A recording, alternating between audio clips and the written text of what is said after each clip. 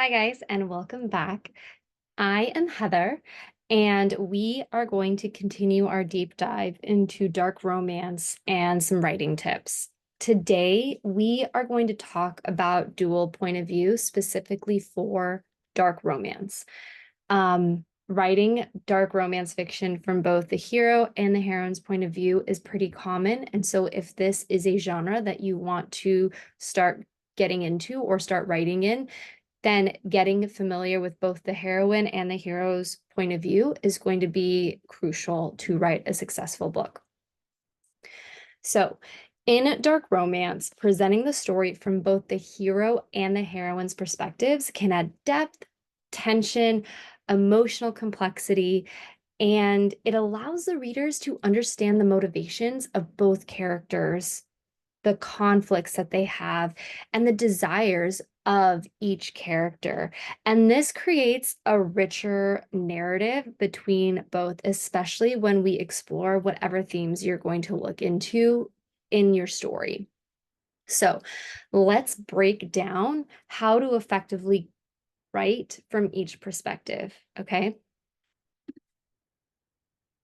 So understanding the hero's point of view. Now, I will say readers tend to give the hero the benefit of the doubt in terms of as long as long as he's not a cheater, um, he can almost kind of get away with everything, but it needs to make sense, right? So dark romance explores a lot of dark themes, and that can result in abuse, potentially assault, things like that. And depending on where your hero falls into line, readers tend to be very forgiving as long as you've cultivated him as a really good book boyfriend. How do you do that? If you check the show notes, I have a video going over everything you need to put into a good hero for dark romance featuring Boyd Crowder. So I would definitely recommend looking into that, but we're going to touch on a little more things today. So for dark romance, typically the hero often has a troubled past or dark secrets that shapes his actions and his worldview. So writing from his perspective really involves delving into his internal struggles, his motivations, and those inner conflicts. So the hero's perspective should reveal his vulnerabilities and the reasons behind his seemingly harsh or dangerous behavior. We need to understand why he is the way that he is. And this is important. Make it make sense. So if he's a bully, does that mean that he had to have been bullied to be this way? No. We need to understand why he's doing this. It can be really as simple as he hates the heroine or revenge. Revenge is a really good one.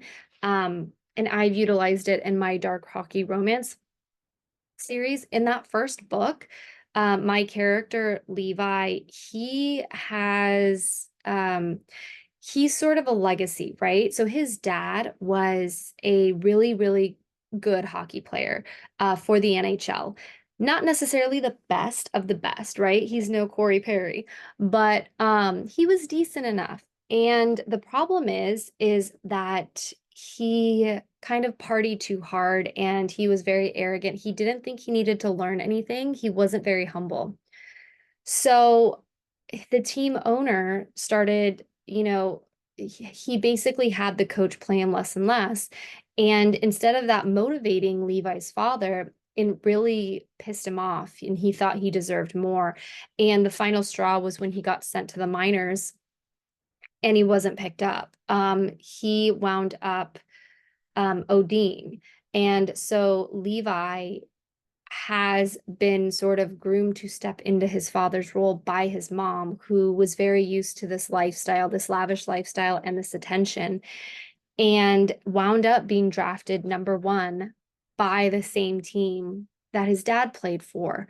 And so the owner of the team wound up passing away, but the person inheriting the team is his granddaughter. And so Levi is going to get this revenge that he thinks he needs to get on the heroine, even though he doesn't even know her, but because of everything that had happened to his dad. And it's not like he actually has a lot of resentment for his father, but because of what happened to his dad, Levi was forced into this role, partly by his mother, but partly because no one else was going to step up. He has two younger sisters, he has his mom, like he needed to take care of them. And so he worked really, really hard on basically sacrificing a social life, sacrificing just being a regular kid in order to be the best hockey player he could be. And while it worked out, there is that resentment. So the way that he treats Minka in this story, you kind of, if you're interested in reading it, that's fine. But basically, he wants to humiliate her and he wants to sort of drag her down because he thinks that she's this spoiled princess who doesn't know, how to be normal or anything like that. And what he puts her through, he feels justified in doing this.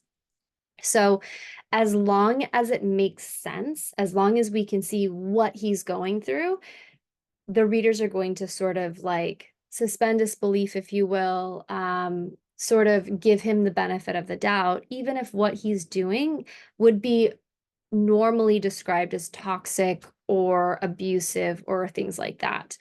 Um, for example, you might want to write a scene where the hero reflects on that traumatic event from the past that influences his current actions. And so the way that I did that in that book, in that first book, is I showed a lot of interaction with him and his mom. And so how his mom would actually try and push him. So in the hockey community, if you aren't familiar, hockey is not like a lot of these sports where you go to college and you get drafted out of college.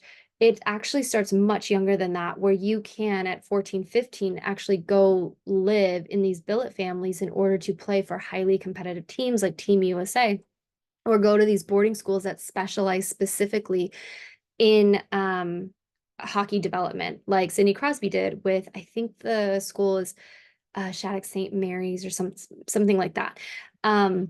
And you actually get drafted at 17, 18 years old. And so you can choose at that point to defer the draft. So like, let's say, my favorite team is the Ducks. So the Ducks can draft you. And so you would be a draft pick for the Ducks, but you can defer being a rookie and instead go to college and play college hockey.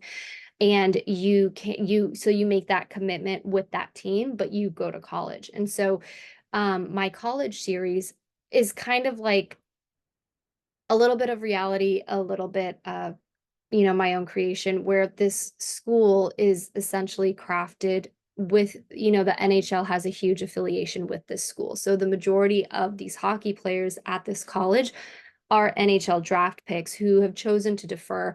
And by deferring and going to the school, it basically sets them up as a fast track for NHL success.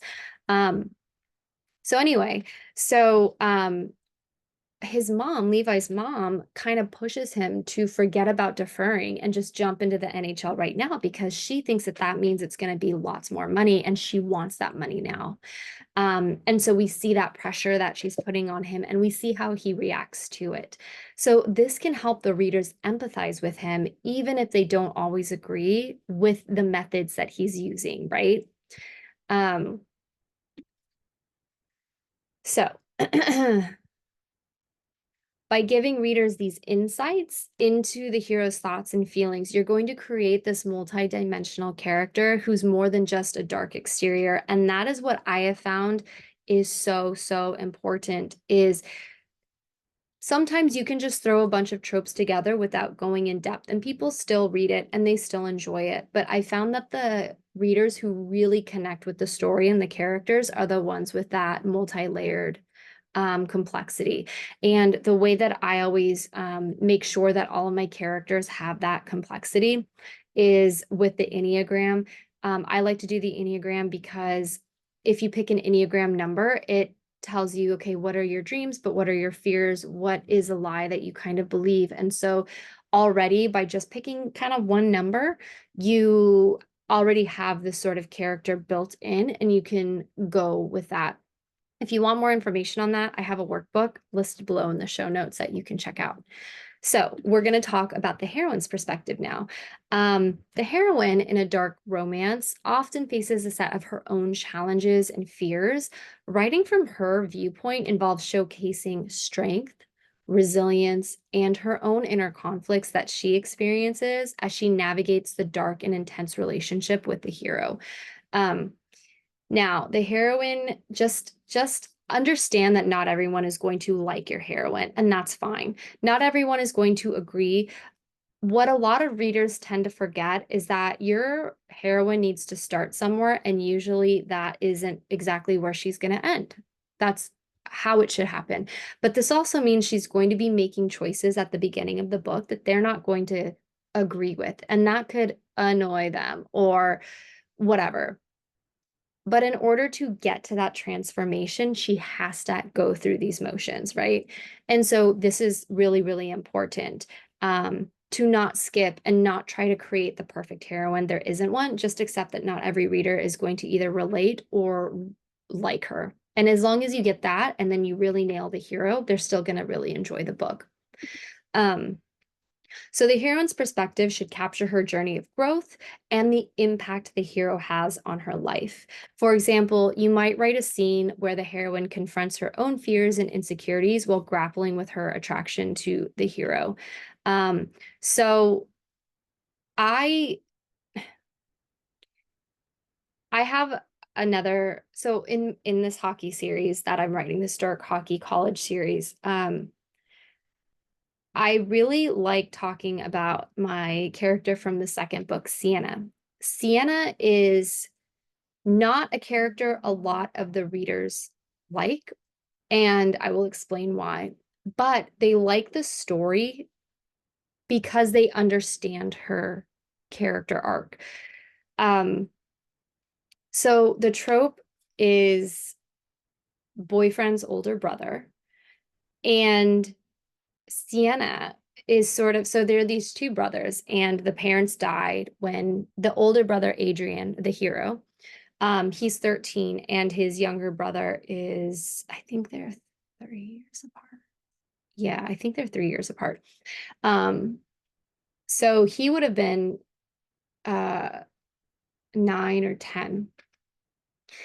And her mom worked for the family. So they kind of grew up together. And she has always, always, always had a crush on Adrian's little brother. And oh my gosh, I can't believe I can't even remember his name.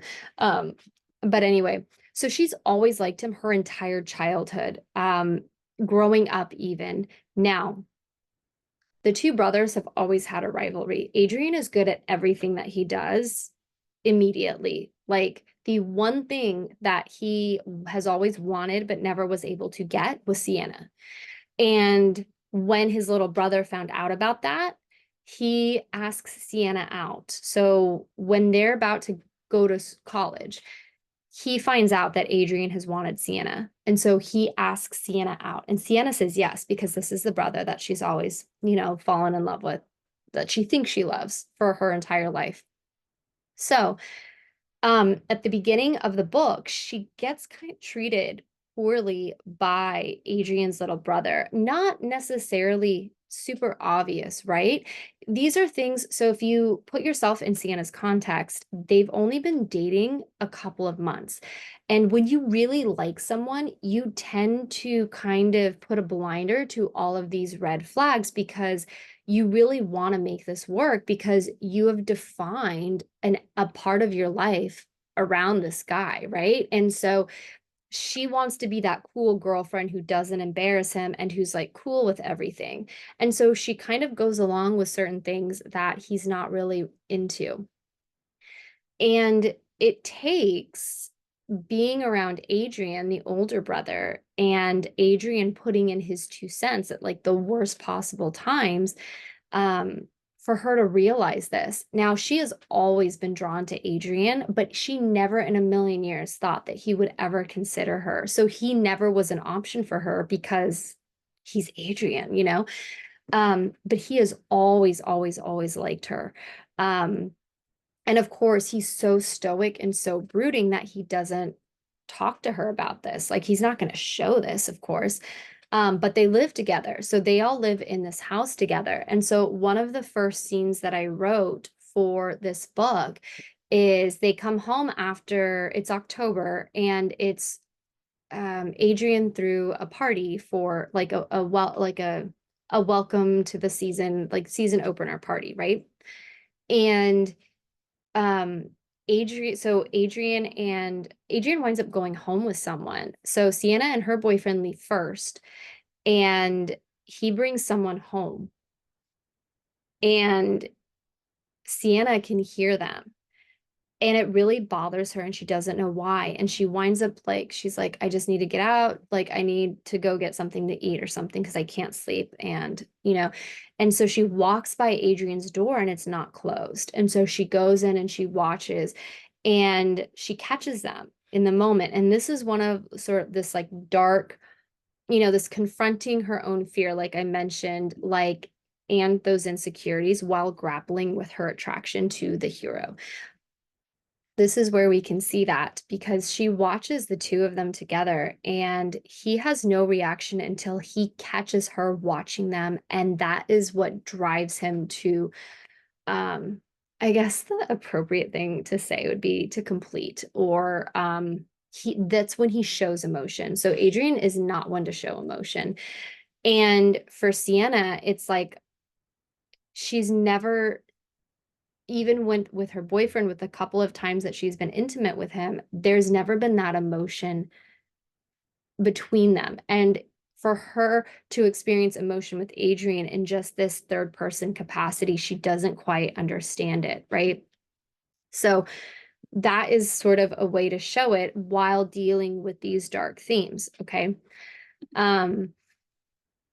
Anyway, through her perspective, readers are going to experience her emotional journey, and hopefully you're going to make her relatable and a compelling character who grows alongside with the hero. So balancing both perspectives is crucial for a cohesive and engaging dark romance.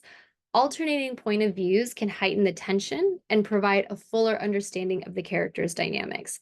So here are a couple of tips that are going to help you with that balance. So ensure that each perspective advances the plot and reveals new information. A lot of people do this whole like, we'll just call it corn or prawn or whatever you want to say with plot. And that's great because sometimes readers just want that.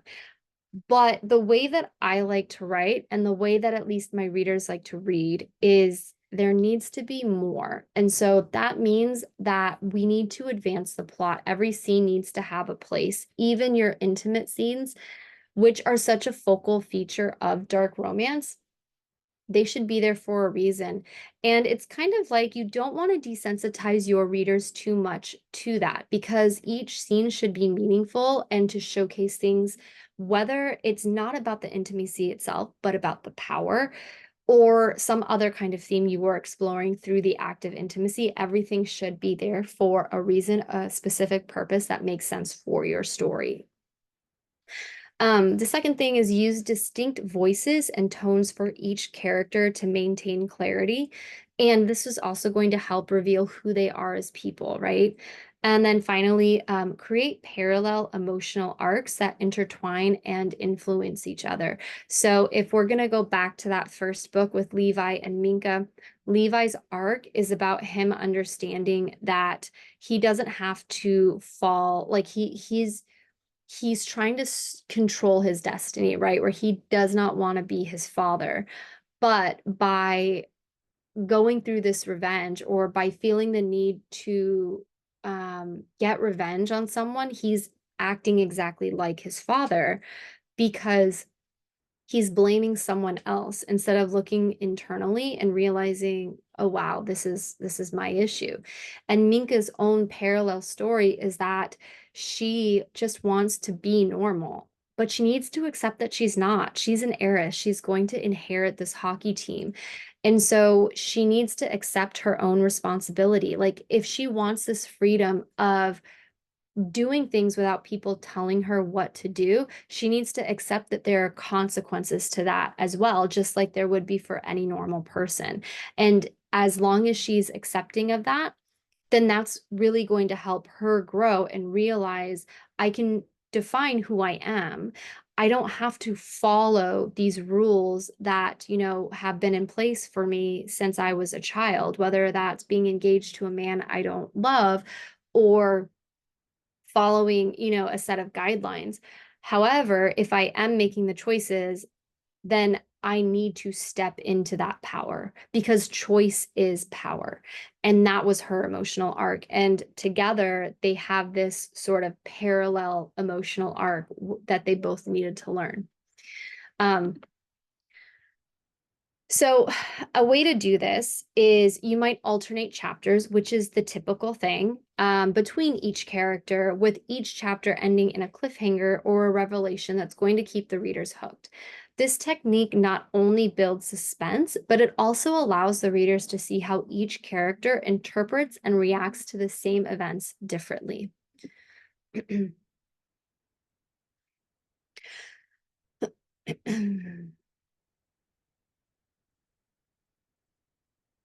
So, to illustrate these points, we're going to look at a couple of examples from popular dark romances. So, think about how books like A Court of Thorns and Roses by Sarah J. Maas or the Black Dagger Brotherhood series by J.R. Ward handle dual perspectives. These stories masterfully weave together the hero and the heroine's viewpoints, creating compelling and immersive experience. And we're going to notice how these authors use those internal monologues, the emotional reflections, and character interactions to deepen the reader's connection to both the hero and the heroine. Each perspective adds layers to the story, making the romance more intense while also raising the stakes. So, by effectively writing from both the hero and the heroine's viewpoints, you can create a dark romance that captivates your readers and keeps them invested in your character's journey. Remember, the key is to balance the perspectives, showcase their growth, and delve into their emotional depths. So I hoped that helped you. Thanks so much for joining me today. If you enjoyed this video, please like, comment, and subscribe for more content on writing, not only dark romance, but all romance. And let me know in the comments, what techniques do you like to use when you write from multiple perspectives? Until next time, happy writing. Bye.